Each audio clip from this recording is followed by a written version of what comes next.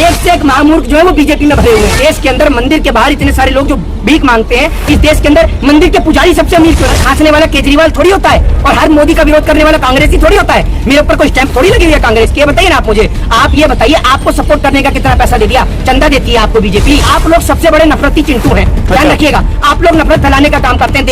नफरत फैलाने का काम क्या सवाल है आपके पास? ना आपके पास शिक्षा का सवाल, ना स्वास्थ्य का सवाल, ना बेरोजगारी का सवाल, ना एजुकेशन हेल्थ और डेवलपमेंट का सवाल। तो आपके पास सारे बेहुदा सवाल है कि योगी जी मंदिर बना रहे हैं, योगी जी का सर पे सीमेंट का तसला लेकर मंदिर पे चढ़ रहे हैं, धनुष लेकर चक्र लेकर तो राम जी चलते थे। राम के वंशज है क्या? ये देख लीजिए, ये है वो फोटो जिसमें ये योगी जी की पूजा कर रहे हैं। ऐसे बेहुदे लोग जिनको राम और कृष्ण की पूजा करनी चाहिए, ये इस अपराधी मुख्यमंत्री की पूजा कर रहे हैं। फोटो वीडियो योगी जी के वायरल होते रहे, कभी गाय को गुड़ खिलाते हो, कभी रोटी खिलाते हुए गोरखनाथ मंदिर में।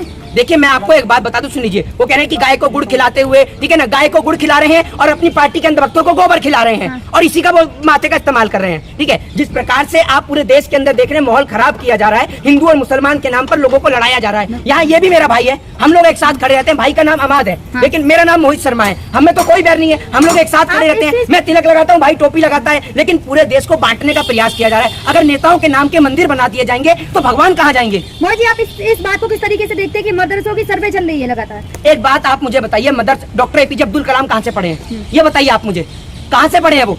है पता है आपको कहाँ से पढ़े? आपके किसी के मुंह से आवाज नहीं निकलती, सारे के सारे कैमरे लेकर यूं खड़े, कोई माइक लेकर यूं खड़ा हुआ है? आप बताइए ना कहाँ से पढ़े डॉक्टर एपीजे अब्दुल कलाम? मदरसे से पढ़े हैं? तो जब मदरसे से पढ़े तो वो आतंकवादी थे एपीजे अब्दुल कलाम? ये बताइए। कौन कहता है उनको आतंकवादी? फिर कहता कौन है? कौन कहता है आतंकवादी? कहते हैं भाजपा के लोग, वो भाजपा के लोग जो हिंदू मुसलमान के नाम पर लोगों को लड़ाते हैं और दामाद मुसलमान पकड़ के लाते हैं। वो लोग जो देश में हिंदू और मुसलमान को लड़ाने का प्रयास कर रहे हैं, क्योंकि जितना हिंदू मरता है उतना ही वोट बीजेपी को पड़ता है। बीजेपी को वोट पड़ने के लिए हिंदुओं का मरना जरूरी है, इसीलिए बीजेपी हिंदुओं को मौत के घाट उतरवाती है और ज्यादा से ज्यादा वोट लेती है। आप कह रहे हैं हिंदू मुस्लिम को लड़वा रहे हैं, लेकिन मोदी जी तो स्नेह यात्रा निकाल रहे हैं। कहाँ से निकाल रहे हैं स्नेह यात्रा? है कहाँ लड़वा? नहीं, मोदी जी कहाँ से स्नेह यात्रा निकाल रहे हैं? मुसलमानों के लिए, मुसलमानों के लिए, मुसलमानों के लिए कहाँ से निकल रही है स्नेह यात्रा? तो बताइए मुझे। अब होगी ना स्टार्ट? कब होगी स्टार्ट? 15 लाख की तरह देश के प्रधानमंत्री जी खड़े होकर मंच से बोल दें कि भाई अगर कोई भी इस देश के अंदर हिंदू और मुसलमान के नाम का जहर घोलेगा तो उसको इस देश में रहने नहीं दिया जाएगा। अभी ये कौन सी पार्टी का नेता था जिसने पैगंबर मोहम्मद साहब को लेकर बोला था टी राजा? कौन सी पार्टी का था ये? है तो फिर मोदी जी इसने यात्रा क्या निकाल रहे हैं? ये मोदी जी के जब तक पार्टी के नेता असेंबली में बैठ के पॉर्न वीडियो देखते रहेंगे और जब तक मोदी जी के ये पार्टी के नेता बलात्कारी एमएलए जैसे नेता बीजेपी के अंदर रहेंगे, तब तक इस देश में कोई स्नेह यात्रा काम नहीं करेगी। ये बलात्कारी पार्टियों के नेता हैं, इनकी पार्टी के नेता बलात्कारी भी है। कुलदीप सिंह सेंगर इन्हीं की पार्टी का एमएलए था जो बलात्कारी था, जिसने एक बेटी के साथ बलात्कार किया। ठीक है ना, एक नेता इनका कहता है हमने तो गंगा सफाई में लाखों करोड़ों रुपया बहा दिया, कर्नाटक में बोलता है, और बाद में पता चलता है कर्नाटक में तो गंगा ही नहीं है, तू पैसा कहाँ बहाया है भाई? तो एक से एक महामूर्ख जो है वो बीजेपी में भरे हुए हैं।